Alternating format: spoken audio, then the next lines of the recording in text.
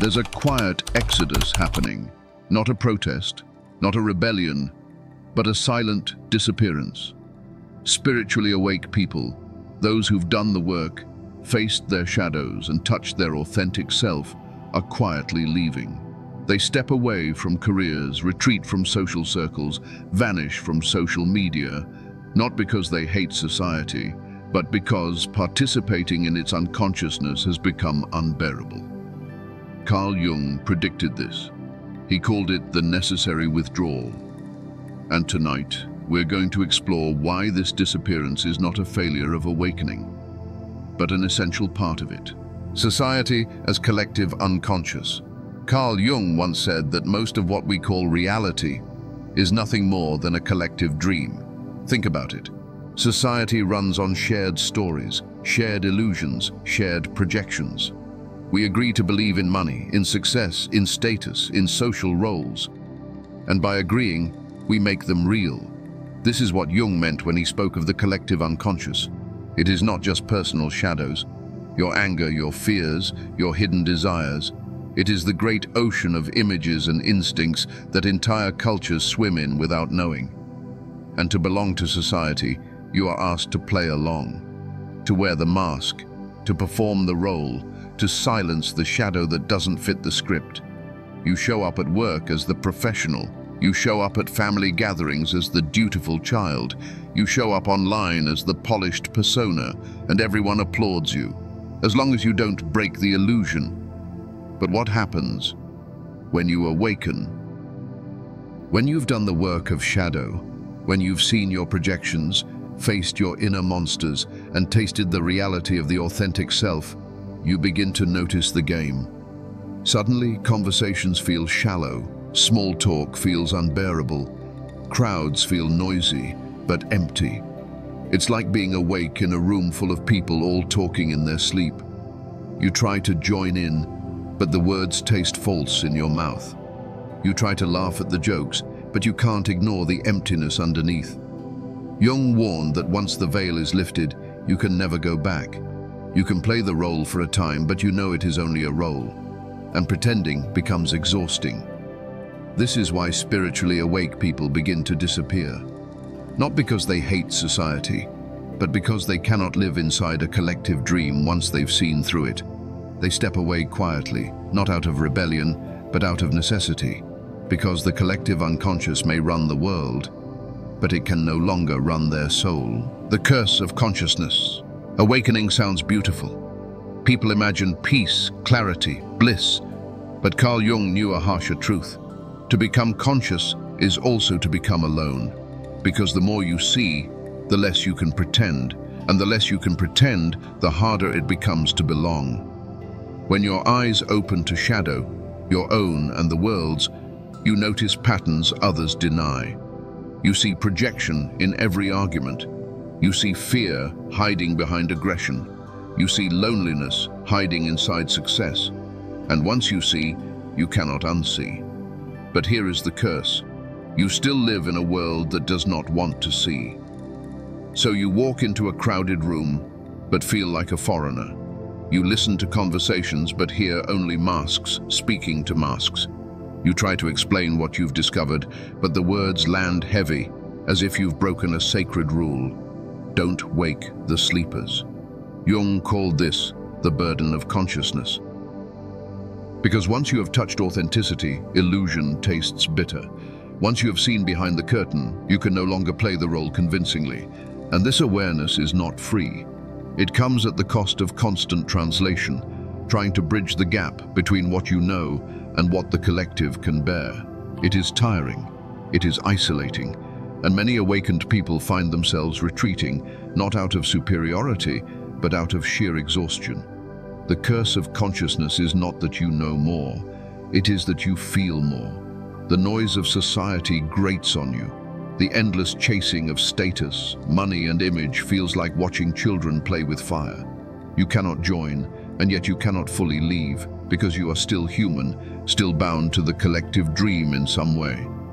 This is why Jung insisted that individuation, the process of becoming whole, is not a path of comfort. It is a path of solitude. You carry truths others would rather ignore. You walk roads most fear to tread, and in doing so, you discover both freedom and loneliness. That is the curse. The gift of seeing is also the burden of standing apart, the exhaustion of maintaining consciousness. To awaken is to carry a flame in the middle of a storm. It lights your path, yes, but it also makes you feel every gust of wind, every drop of rain, every shadow pressing in. Carl Jung warned that consciousness is not just awareness, it is labor, invisible labor. The daily effort of holding the light while surrounded by those still asleep. Imagine walking through life while filtering every conversation, every news headline, every social interaction through two lenses at once. What is being said and what is truly being acted out. You see projection everywhere. You see shadow rising in arguments. You notice archetypes moving through crowds, and you spend constant energy choosing not to be pulled into the drama. This vigilance is draining, because society runs on unconscious fuel, on distraction, on performance, on shadow play. And when you step outside of that, you feel the friction every single day. Many who awaken report a strange fatigue, not just physical tiredness, but soul tiredness, a weariness that comes from resisting illusions while everyone else flows with them. Some develop depression, some suffer anxiety.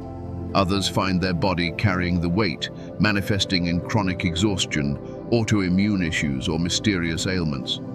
Jung would say, this is not always personal pathology. It is the cost of standing awake inside an unconscious system. And so, many quietly withdraw. They step back from toxic work cultures. They reduce their time online. They decline empty social invitations. Not because they don't care, but because staying conscious in those spaces was burning them alive. Disappearance, then, is not defeat. It is survival. It is the psyche protecting itself.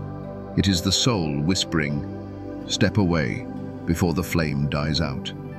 This is why the spiritually awake often vanish from society's stage, not in rebellion, not in bitterness, but in exhaustion, and in the hope of finding spaces where their light can burn steady instead of being smothered by the storm. Persona versus authentic self. Carl Jung used a powerful word to describe the mask we all wear in public life: the persona. The persona is not evil. It is necessary. It allows us to function in society, to play roles: teacher, worker, parent, friend. It is the social skin that makes community possible. But here is the danger. When you confuse the persona with the self, when the mask becomes not just something you wear, but something you believe you are. For most people, this confusion goes unnoticed. Society rewards the mask. You get praised for your performance at work, your polished presence on social media, your ability to say the right things, even when your soul is screaming inside. But once you awaken, once you've touched the authentic self beneath the mask, the performance begins to feel unbearable. To wear the persona too long feels like suffocation, like living someone else's life while your own waits, unseen, unlived. Jung himself knew this.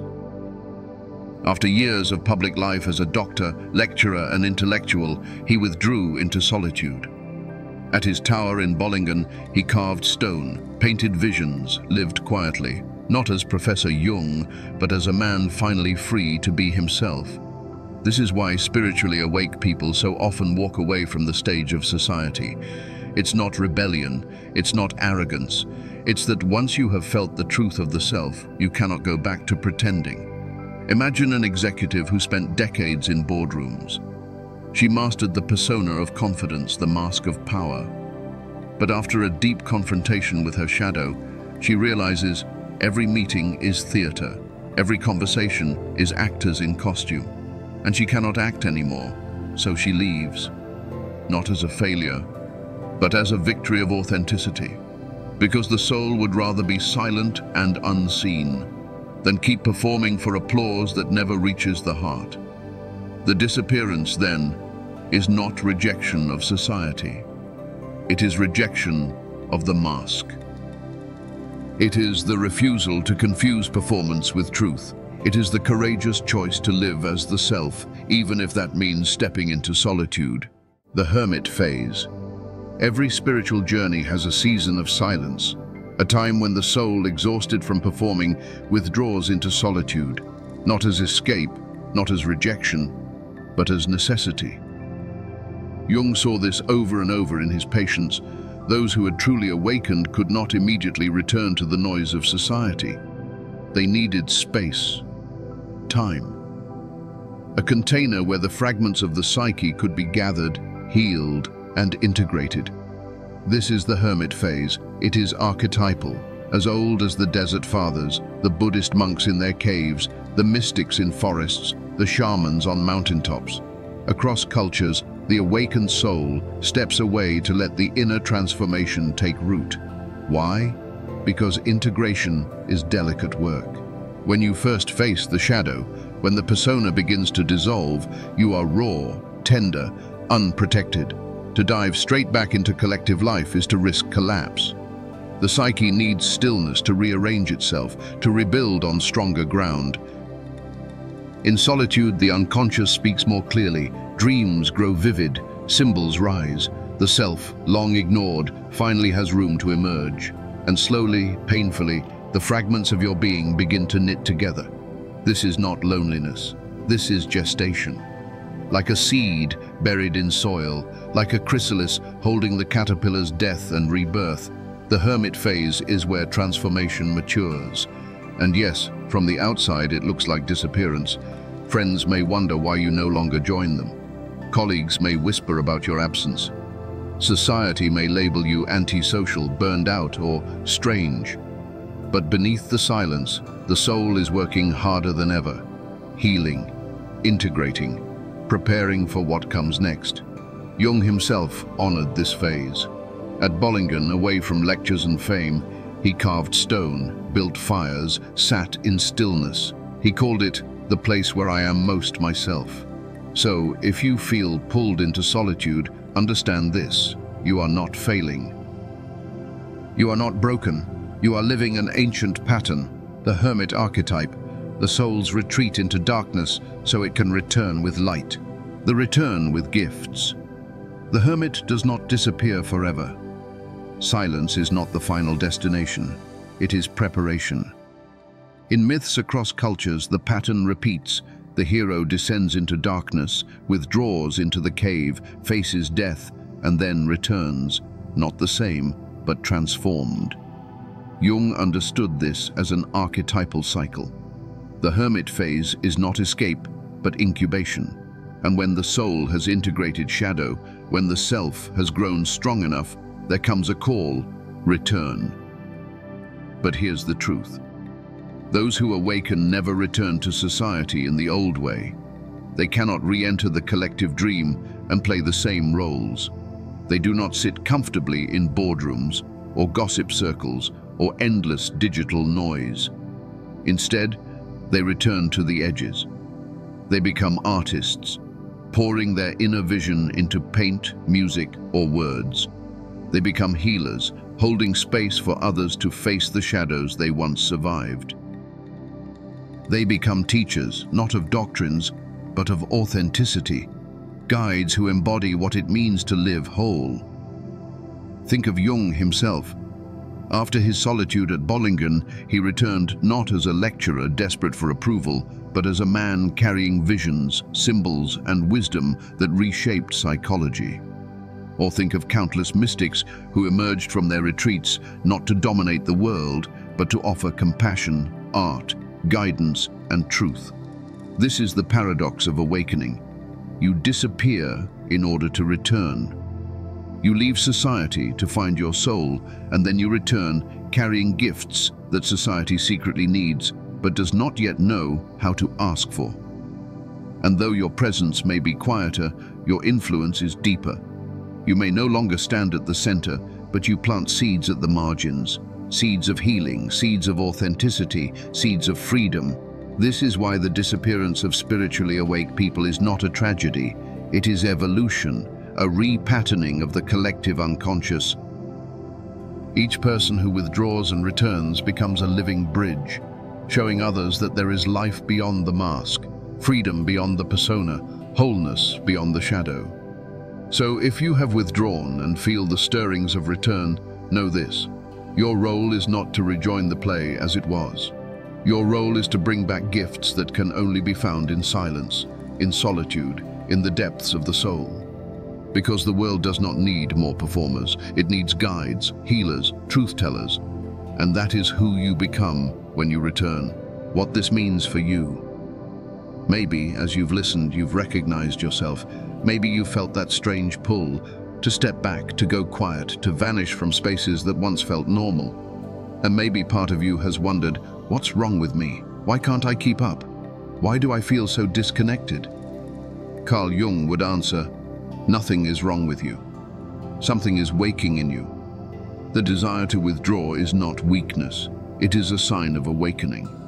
Your soul is telling you, I can't keep playing the game. I need something real. I need silence. I need space to grow. This is not failure. It is initiation. The first step in individuation, the process of becoming whole.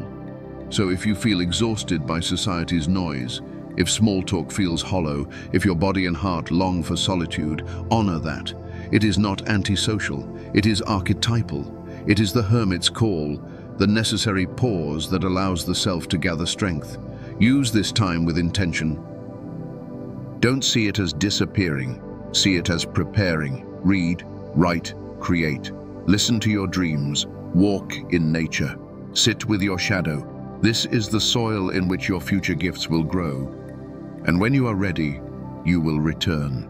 Not to the same life, not to the same roles, but with something new, a presence deeper, steadier, freer.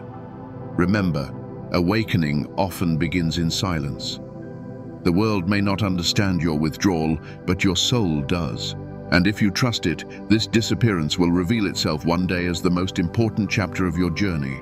Because vanishing from society is not the end of belonging. It is the beginning of becoming. So we've walked together through a difficult but beautiful truth. That spiritually awake people are not vanishing because they are broken, but because they have seen through the game. They have touched the shadow, they have glimpsed the self, and they can no longer pretend. We saw how society functions as a collective unconscious, a dream everyone agrees to play. We felt the curse of consciousness, the isolation that comes when you see what others cannot.